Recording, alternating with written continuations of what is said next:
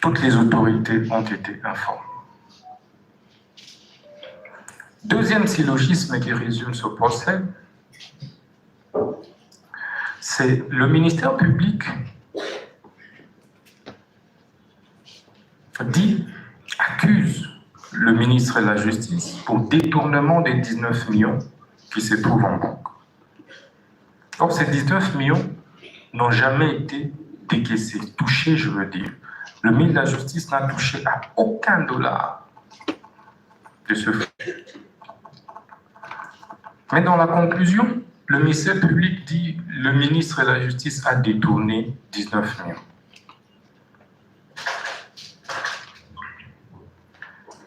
Je suis perdu face à ces syllogismes. Mais ce procès et ces syllogismes ne me surprennent pas. Pourquoi ça ne me surprend pas? Parce que ce n'est pas la première fois que le ministère public ait fait un réquisitoire contre moi. À peine 3 mois que j'étais nommé ministre de la Justice, le ministère public, le même, PG Cassation, avait déjà fait un réquisitoire pour me faire arrêter. Mais il sait comment cela n'avait pas abouti. 3 mois à peine. Nous sommes au mois de septembre 2024. Je serais surpris de voir un réquisitoire du ministère public pour qu'on arrête le ministre Moutamba de la Justice. Pour quelle raison? Pour un rapport qui était concocté, dressé à mon insu par les 2 juges que nous avions récusés.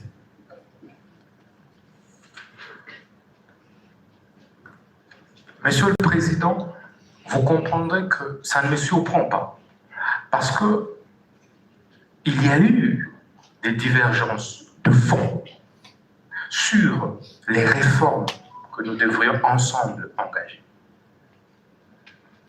Et on ne s'est pas mis d'accord.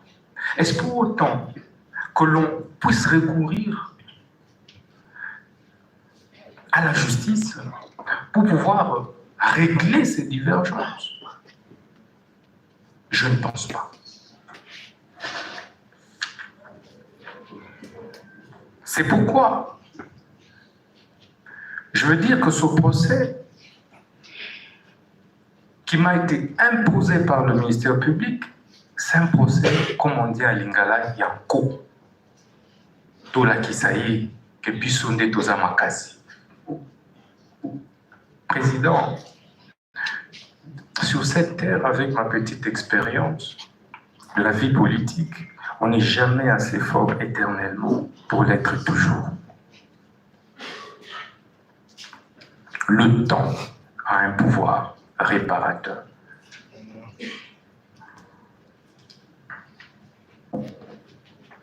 Monsieur le Président, j'ai l'avantage d'être jugé par les hauts magistrats, les juges que je connais, que je côtoyais comme ministre de la Justice. Je connais pratiquement votre moralité. Mais c'est pourquoi, lorsqu'on a recomposé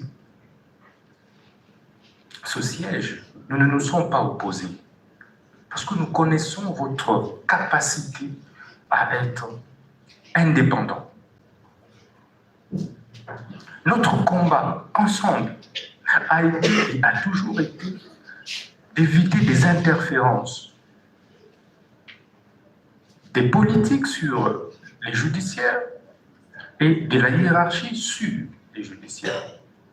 On a organisé des états généraux pour ça, l'assurance d'une justice juste lors du déroulé des débats. C'était calme, apaisé, tout le monde a parlé.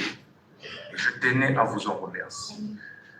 Monsieur le Premier Président, Monsieur la Cour, vous avez le choix de condamner un innocent et de l'acquitter en entrant dans l'histoire par la grande porte. Par la grande porte.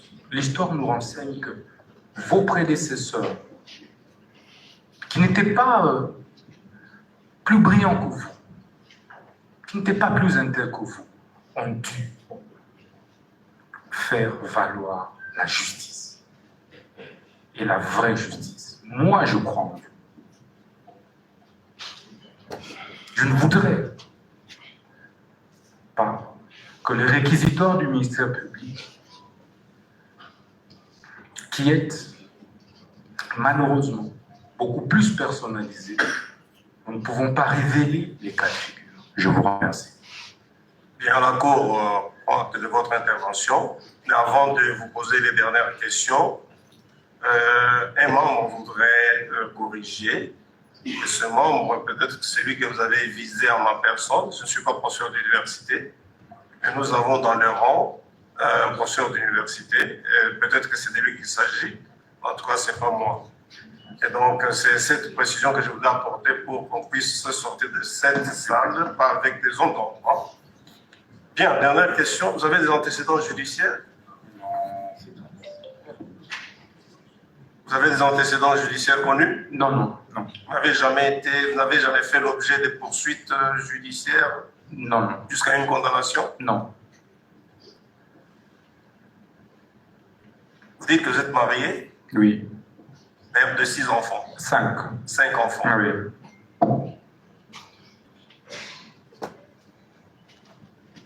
À part les fonctions de ministre d'État, ministre de la Justice pour ce pays, vous avez fait encore quoi? Avocat. Je suis d'abord député national. Oui. Député national élu dans la circonscription.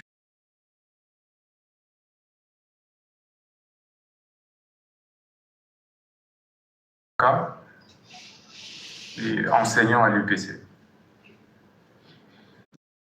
Autorisé. Merci.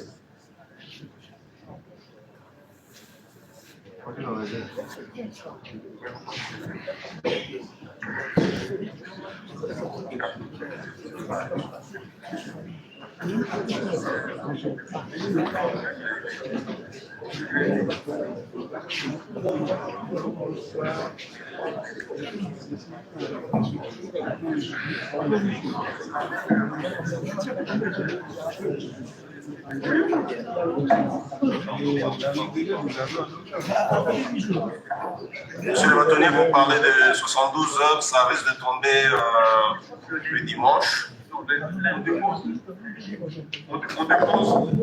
dépose lundi.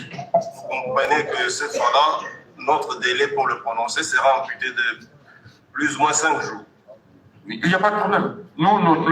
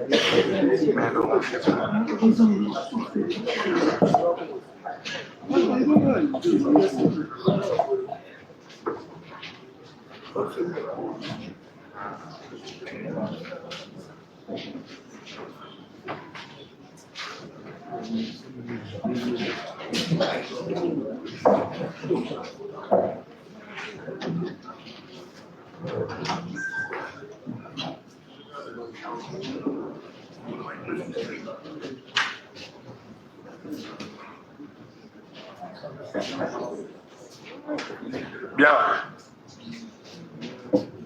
La Cour estime que sa décision, son arrêt va intervenir le 27 août.